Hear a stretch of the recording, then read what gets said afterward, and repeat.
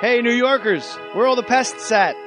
I'm going to be at Gotham Comedy Club October 6th. Gotham Comedy Club in fabulous Chelsea. Please, come see me. It's going to be awesome. I'll also be there October 7th, and then I'll be there October 9th. I look forward to seeing you guys at Gotham Comedy Club October 6th, October 7th, and October 9th in New York City. Thank you. Hey, Boston. Jay and Silent Bob are coming to raid your fridge, smoke your weed, and make you laugh hysterically while they do it. How do you like them apples? Friday, October 7th at the Wilbur Theater. Catch Jay and Silent Bob Get Old. Grab your tickets now by clicking on the link at SMod.com. So, you're saying, yo, sir dude, I love sir, and I want to show the world. Wear your sir love with our official t-shirts, biatch. Fishies have no eyes. Let us fuck. Jay and Silent Bob Get Old. The Garmy. There's also posters, action figures. There's so many to choose from. Grab your smerch at SModcast.com. Scroll down and click on Smerchandise. Catch live video clips of Jay and Silent Bob Get Old and Hollywood Babylon on the Kevin Smith blog for the Huffington Post. Huff.to/Kevin Smith blog. That's Huff.to/Kevin Smith blog.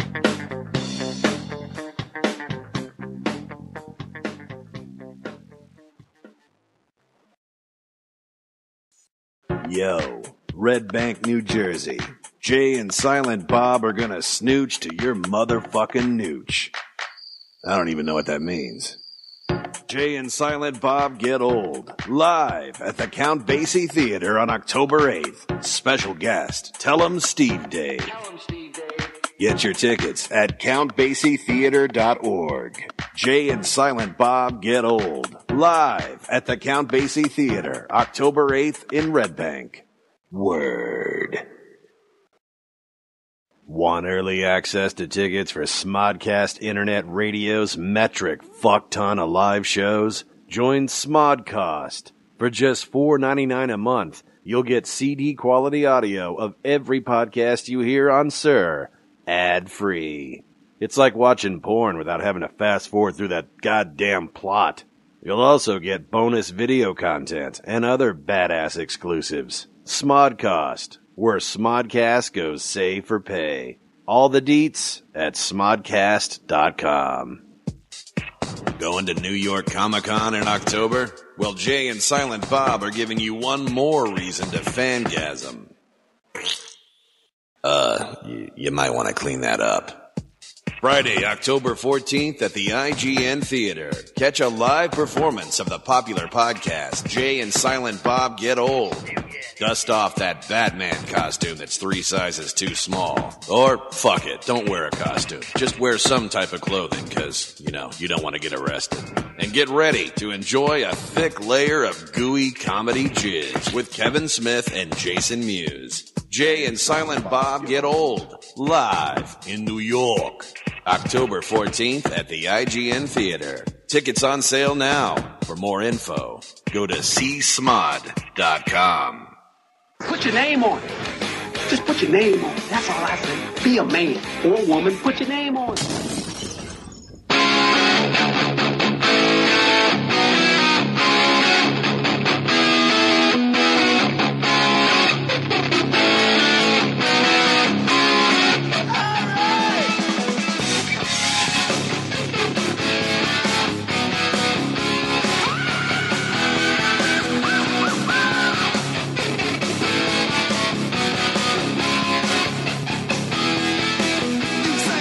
Like this cord you have from, leading from the little... That's from Pips in Long Island. It's about 4 feet long.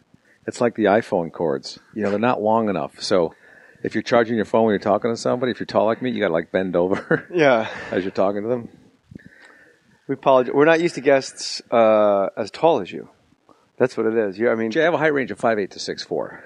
Yeah. And I usually play about 6'4". Unless it's late in the day, then I'm down about 6'2". You are.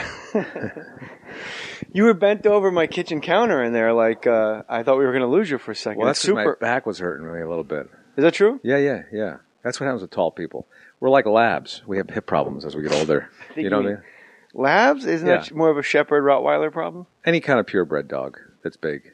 And you were definitely a purebred, no? Yeah, it was just my mother and father that had me. I'm a bit of a mutt, I think. Yeah. You said your father has a pillbox? And we were just talking before I came on that I never wanted a pillbox, because my father takes a lot of pills, because he's in his 80s. I thought he was an addict. No, he's not an addict, but I guess he is an addict to his prescription pills because the doctor tells him to take them. He's got something for everything. And they live in Florida most of the year, and most of their day is, anybody that lives in Florida that's over 75, their whole week is built around going to doctor's offices, going into town to visit the dermatologist or the ophthalmologist. But anyway, he's got a pillbox, and I thought, boy, that's something I'm never going to want to have, But now I have a pillbox, and I take, you have a pillbox so you remember if you took the pill that day. Yeah. Because if you just do it, around 3 o'clock, you go, did I take that pill today or not? And then you take another one, and then you're, down at ER. Is that for multiple pills, or just even if you took like? It could be just for one pill. Because I take one pill. I take Klonopin twice a day. Is that for the colon? It sounds like Klonopin. I can ingest it orally and rectally. Do you know what I just did the other day, Jay? This is my my month of checking myself out. I had a heart scan because a lot of my friends are having these stents put in, and they're getting heart problems, and so why are your friends so old and fat? Because they're alive.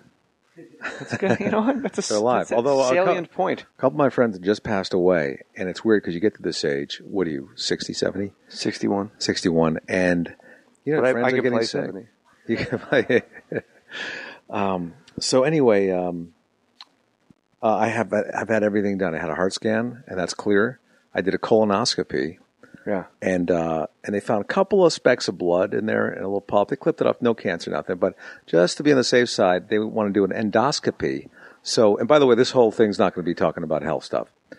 It's too bad, because this is good. Although I love it. I love talking about this. I had all this done myself. Okay. I want to hear about that in a second. I'd like to hear about it, potheads. To quote Tom Berenger in Platoon. Sorry. Nice. So he wanted to do an endoscopy, a capsule endoscopy, which is where you swallow a camera. It's a camera the size of a pill, like Fantastic You're not awake. Voyage. No, yeah, you are awake. A pill. You take a pill. No, I mean right now. Barely awake. And half of it's like shell-colored. The other half is clear with a light blinking on and off. And I worried about this for like 2 weeks because I made the appointment. And he showed it to me, when I first went back after the colonoscopy to tell me the results. And he showed it to me. It was in a case, like a little guitar case or something.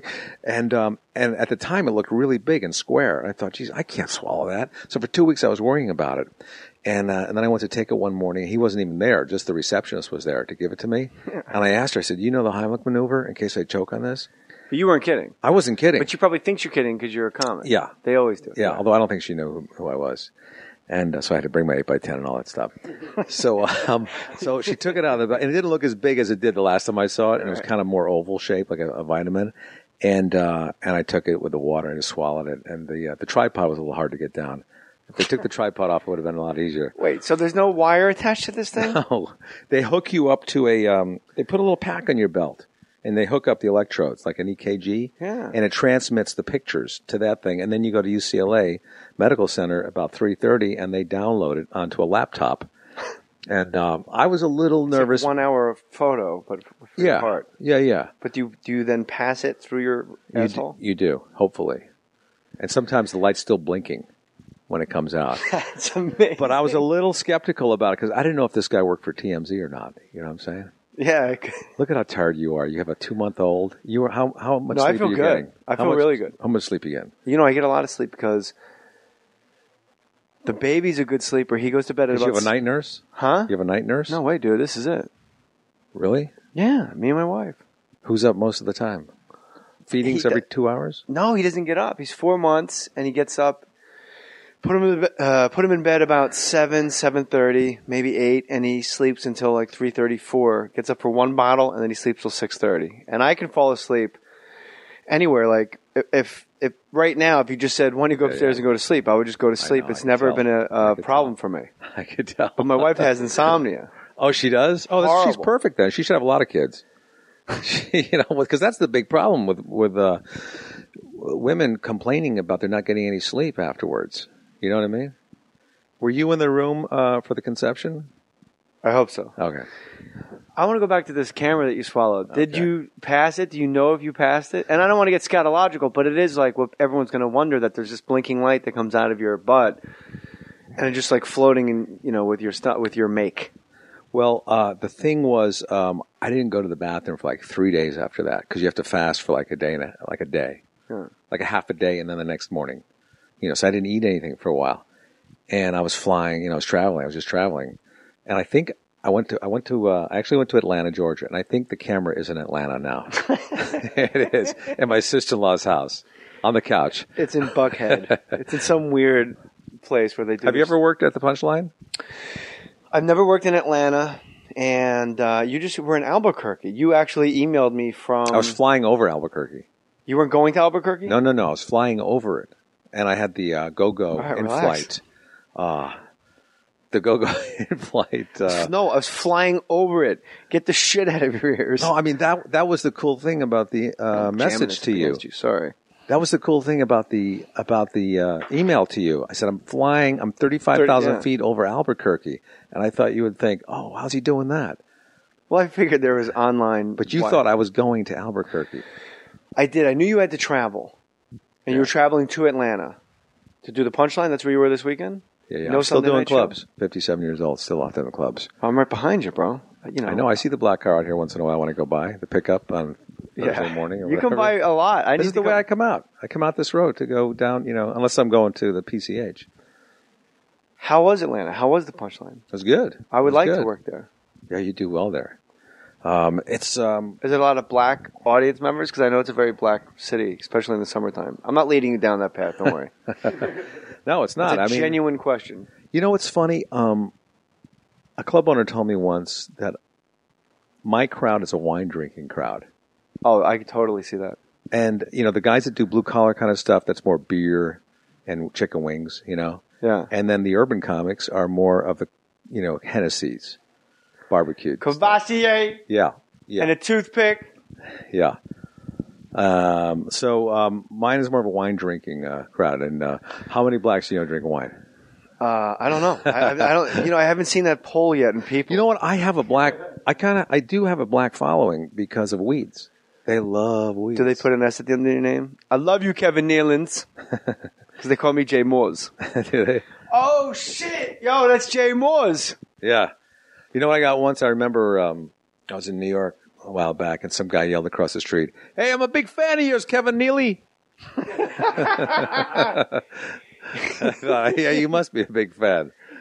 We could talk about weeds, obviously. Look at the guns on you. You still pressing? No, I'm just doing cardio now, man, to get rid of this freaking gut. I can't take it. Well, you got a kid. But Nealon, you've always been a guy that's always been in shape.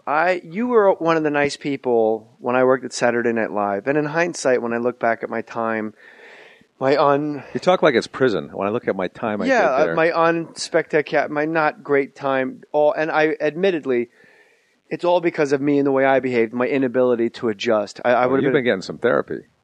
Yeah, I married the right woman. I married someone that turned the battleship around. Isn't it great to have a wife that understands behavior and emotions? Yeah, I mean, your wife gets you completely. Yeah. Oh, she got me all right. Yeah. Break it down. But what I was going to say was, when I was on Saturday Night Live, there was people who were very standoffish, and I was very open about, like, Schneider was almost bipolar, and I'm not going to ask you to, air it.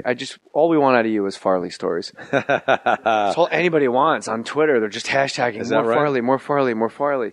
But, Schneider was almost like bipolar, and it's hot and cold. You couldn't read him. He'd tell you, what the fuck do you know, rookie?